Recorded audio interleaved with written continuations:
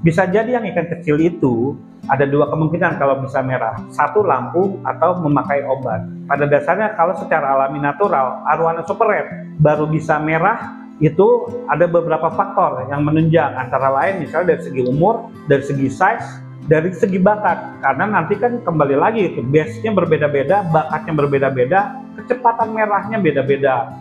Kalau memang asli super red biasanya waktu kecil itu sudah terlihat dari ginjunya, dari ekornya, dari dayungnya. Kemudian pastinya ada sertifikat atau chip baik yang tertanam maupun di luar.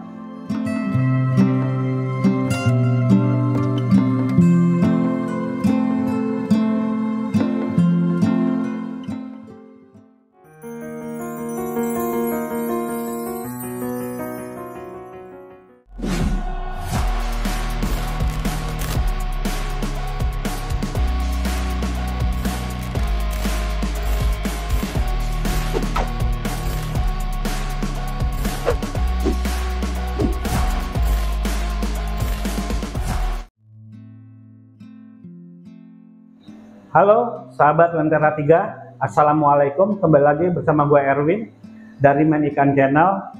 Untuk perjalanan, background, serta perjalanan brand dari Main Ikan Channel bisa ditonton di video sebelumnya.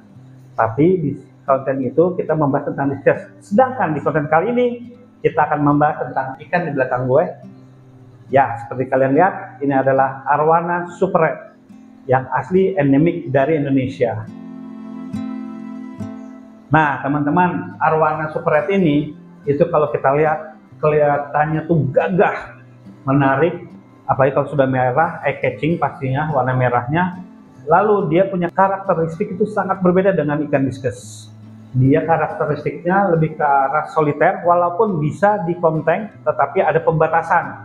Maksud saya misalnya di kontengnya sama ikan-ikan predator yang memang agak sedikit pemberani atau agresif juga. Misal contoh ikan Oscar, kemudian ikan pibas, dan lain-lain.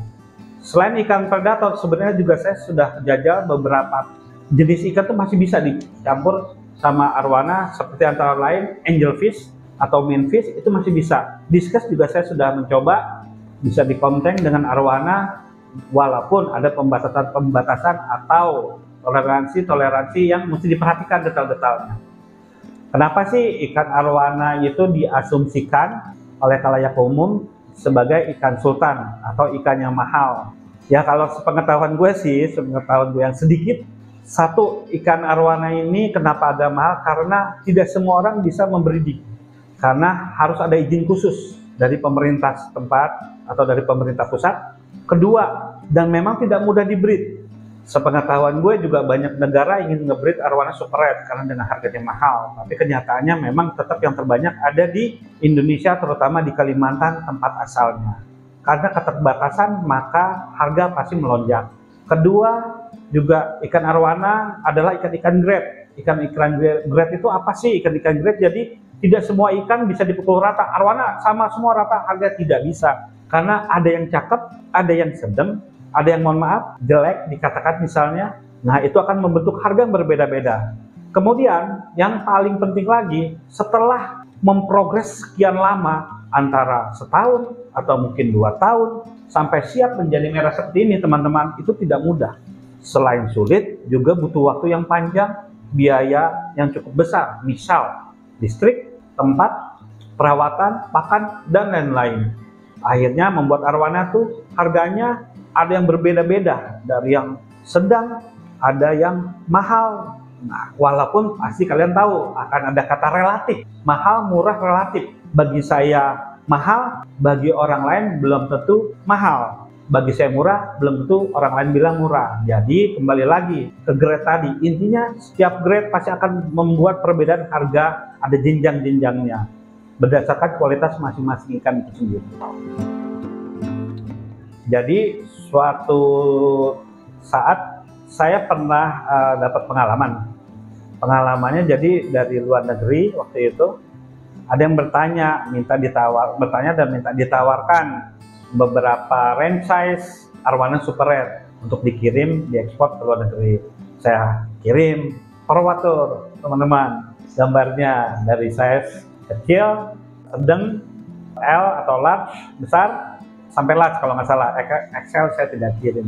Lalu dia bertanya, ini kenapa yang kecil tidak merah ya? Kok saya pernah lihat kecil-kecil merah? Nah, jadi itu pengalaman lucu sih, tapi ya saya mesti jawab karena kan mungkin dari sana tidak mengerti, tidak paham. Saya bilang, bisa jadi yang ikan kecil itu ada dua kemungkinan kalau bisa merah. Satu, lampu atau memakai obat. Pada dasarnya kalau secara alami natural, arowana super red baru bisa merah, itu ada beberapa faktor yang menunjang, antara lain misalnya dari segi umur, dari segi size, dari segi bakat. Karena nanti kan kembali lagi, base-nya berbeda-beda, bakatnya berbeda-beda, kecepatan merahnya beda-beda. Ada yang cuma ngering, ada yang ngeringnya kuning, ada yang keringnya merah, ada yang ngeringnya pecah, ada yang dengan umur muda bisa ngeblok, bakatnya berbeda-beda. Tapi kembali lagi, kalau memang asli super red biasanya waktu kecil itu sudah terlihat dari ginjunya, dari ekornya, dari dayungnya. Kemudian pastinya ada sertifikat atau chip baik yang tertanam maupun di luar. Jadi chip sendiri dibagi dua, ada yang tertanam, ada yang di luar. Biasanya kalau masih kecil tidak ditanam karena kan takutnya masih berubah size sisik-sisiknya, takutnya copot, biasanya di luar. Tapi kembali lagi dari perjanjian kepada seller dan buyer.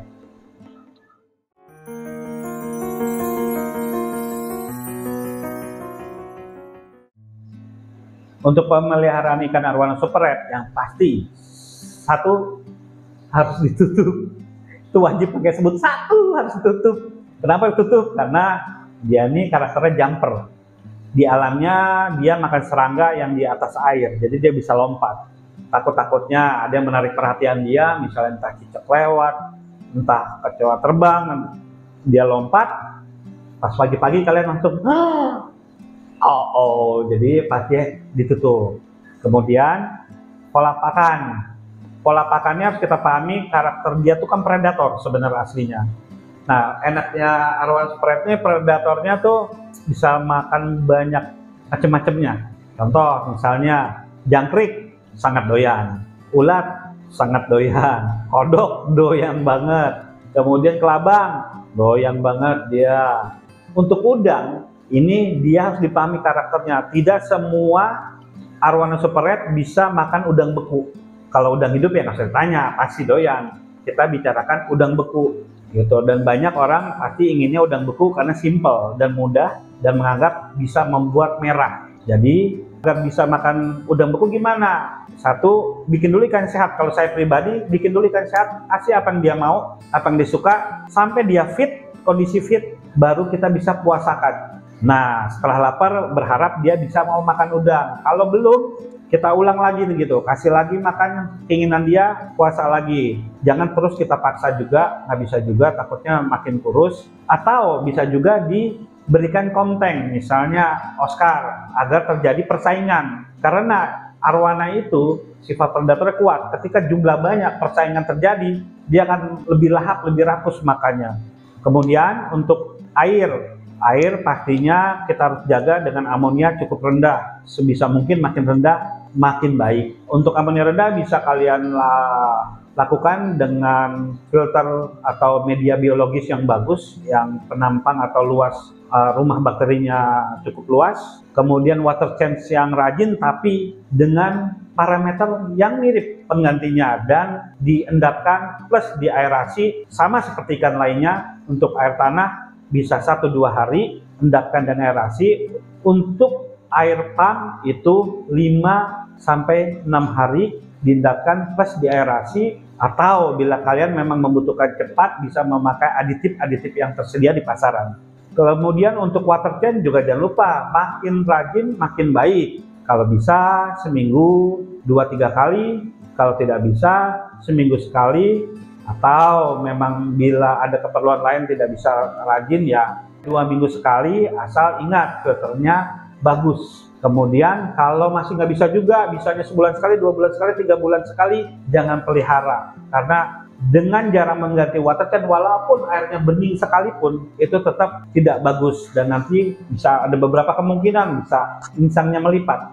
Untuk parameter suhu, arowana bisa menerima rentang yang cukup luas, berbeda dengan diskus. Diskus bila suhunya dingin atau rendah, dia akan mudah serang penyakit. Jadi kalau ikan icat cenderung suka hangat. Nah kalau arwana ini rentannya luas. Kalau saya pribadi di 24, 25 sampai 30 dia masih bisa terima. Tetapi kalau saya lebih senang di sejuk di 25, 26. Kecuali ikan dalam kondisi sakit. Biasanya saya memakai heater untuk menaikkan suhu agar metabolismenya lebih hangat. Gitu.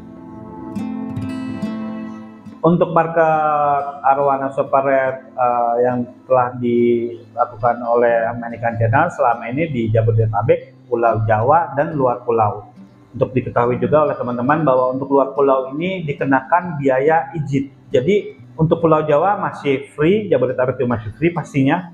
Sedangkan untuk luar pulau ini ada izin khusus dari pemerintah dan dikenakan biaya. Untuk biaya, besaran biayanya berapa? Kalian bisa chat atau japri ke saya karena memang ini berdasarkan dari peraturan pemerintah pusat. Untuk harga yang pernah dijual oleh American Channel itu karena American Channel lebih ke arah bermain di arwana super red yang berkualitas atau untuk kontes, itu tertinggi kita pernah jual sampai 120 juta per ekor. Kenapa? Pasti ada sebabnya, karena punya potensi atau bakat untuk merah serta anatomi yang baik atau bagus dan berpotensi untuk bisa menang. Makanya biasanya untuk yang paham-paham untuk potensi-potensi tinggi atau ikan-ikan yang bagus itu memang memiliki harga yang cukup lumayan tinggi.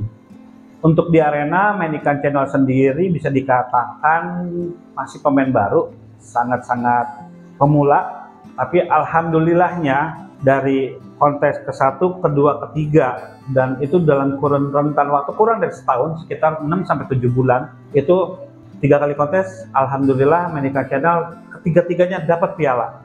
Itu suatu pencapaian yang menurut saya bagus banget dan alhamdulillah, dan itu pasti juga banyak bantuan berkat dari mentor-mentor yang banyak mengajarkan ke American Channel tentang ikan-ikan bagus itu seperti apa, dan saya sendiri rajin sekali nanya ke juri-juri ikan yang bagus itu seperti apa, ini kenapa menang, ini kenapa kalah. Jadi banyak banget masukan. Jadi saat ikut kontes sudah terbayang mesti seperti apa, dan tapi yang pasti tersulitnya ya mendapatkan ikan yang memang sesuai harapan ekspektasi, itu yang tersulit sebenarnya. Dan banyak banget orang bisa bilang gini, paling sering pemula mana mungkin bisa menang, pasti yang menang pemain-pemain lama itu aja. Tapi alhamdulillah saya dari kontes pertama, kedua, ketiga selalu dapat piala, kurun waktu kurang dari setahun.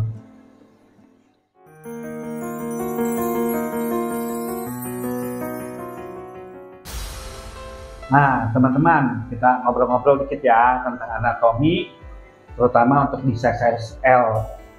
Jadi kalau di size L ini biasanya kalau di kontes kita akan lebih dahulukan di warna, bakat warnanya harus bagus, punya bakat yang bagus untuk merah, ngeblok pastinya. Tapi kalau anatominya menunjang bagus juga, itu akan nilai plus banget.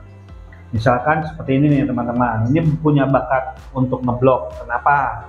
Jadi kalau kalian lihat di ringnya itu pecah, mau nutup ke ring samping kiri atau kanannya tuh. Jadi ringnya pecah nih teman-teman tuh, retak dan mau nutup. Ini bakat warna merahnya sudah terlihat. Kemudian dia punya base agak ke green dan blue. Jadi biasanya kalau green dan blue ini agak lebih mudah merah, tapi tetap kita jangan sampai juga lampu over karena nanti bisa jadi kebakar, burn. Kemudian apalagi terlihat dari ini metaliknya kuat ini teman-teman. Di dayung itu ada metalik loh, di pangkal dayung ada metalik-metaliknya. Jadi dia punya bakat sudah saatnya tanning, menandakan. Kemudian juga punya bakat yang shining. Kemudian kalau untuk anatomi, pastinya yang paling pertama mulut tidak boleh cakil, harus rapi. Kemudian juga punya dayung yang gagah, dayung panjang bisa nilai plus, tapi minimal enak dilihat, gagah. Jadi overallnya tuh enak dilihat, berenangnya nih kayak gini santai tapi tetap gagah. Kemudian kalaupun ekornya keras, itu suatu nilai plus juga. Nge-close nilai plus juga, layar besar lebar juga nilai plus. Tapi yang kalau di size L ini untuk di arena yang dipastikan harus merah shining menyala. Karena ada juga merahnya kebakar gelap banget, itu kurang bagus juga. Pasti kalah sama yang merahnya nyala shining gitu loh, mengkilat. Makanya ini masih diprogres, masih butuh progres. Nah ini sampai layar-layarnya tuh ada di pangkal-pangkalnya metalik. Gayungnya juga enak, core-nya juga nge-close, keras, tuh, gaya renangnya, kemudian perform, itu juga penting, perform teman-teman. Misalnya ikannya udah merah segala macam tapi nggak perform, berarti kan juga kurang enak dinilai. Makanya perform juga penting. Mata, kalau mata sendiri untuk DE, drop A itu nggak masalah teman-teman, masih bisa dioperasi atau di salon. Tapi kalau cakil, kemudian misalnya insang terbuka dan lain-lain, itu dipastikan ya pasti kalah sama yang lebih bagus, yang lebih sempurna. Kemudian dia punya bodi lebar, ini pantatnya lebar, kalau kita nyebutnya pantat bagian belakang ini lebar. Jadi ketika dia merah tuh lebih apa ya, kayak bongkahan, istilahnya yang lebih mewah lah, kita berasa istilahnya gagah, ganteng, keren gitu loh.